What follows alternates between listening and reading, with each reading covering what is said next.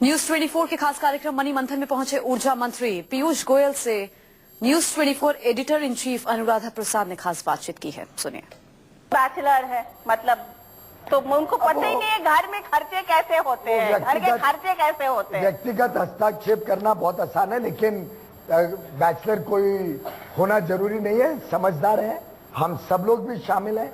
और जब there is a saying, change begins with yourself. और मैं समझता हूं हम सब चाहते हैं देश ईमानदार हो, हम सब चाहते हैं परिवर्तन हो, देश में सुधार हो, आर्थिक सुधार हो, व्यवस्थाओं में सुधार हो, तो हम सबको भी बदलना पड़ेगा उसके साथ। पीयूष जी, मेरा 3 प्रश्न है और तीनों प्रश्न एक ही बार में मैं 1.5 मिनट में कवर करूंगा। पहला प्रश्न कि जो ऑपरेशन होता है तो एक पीरियड होता है पीओपी, पोस्ट ऑपरेटिव पीरियड, जिसमें सपोर्टिंग स्ट्रक्चर, चाहे वो नर्स हो, चाहे वो खाना देने वाला हो, चाहे फैमिली मेंबर्स हो, बहुत महत्वपूर्ण रोल अदा करते हैं।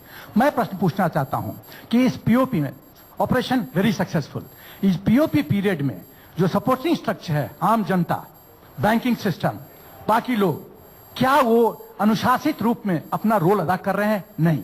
यदि नहीं कर रहे हैं तो सरकार क्या क्या चेक्स एंड बैलेंसेस डेवलप करेगी ताकि पीओपी बहुत सक्सेसफुल और पेशेंट 26 किलोमीटर दौड़े? पहला प्रश्न। दूसरा प्रश्न, जो रियल ब्लैक मनी जनरेट हो रहा है वो gold, real estate, service providers और पॉलिटिकल फंडिंग, इस चारों फ्रंट में आप ब्लैक मनी को कैसे रोकेंगे? तीसरा, जो इंटरनेशनल जो एक्चुअल मनी जो है यहां लोग कमाते हैं, विदेश भेज देते हैं, पैसा बाहर चला जाता है, लोग यहां ब्लैक मनी जनरेट करते हैं, स्विस बैंक और कहीं कहीं चला जाता है।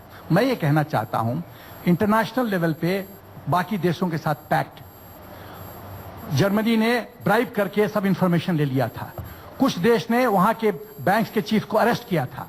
तो इस तरह से यदि आप एक स्पेसिमेन बनाए, लोगों का एग्जाम्पल दें, तब लोग में खौफ पैदा होगा और वो अनुशासित रास्ते पे चलेंगे। मेरा 3 प्रश्न। बहुत अच्छे सवाल पूछे आपने भाई साहब, आई अप्रिशिएट आपकी कंसर्न।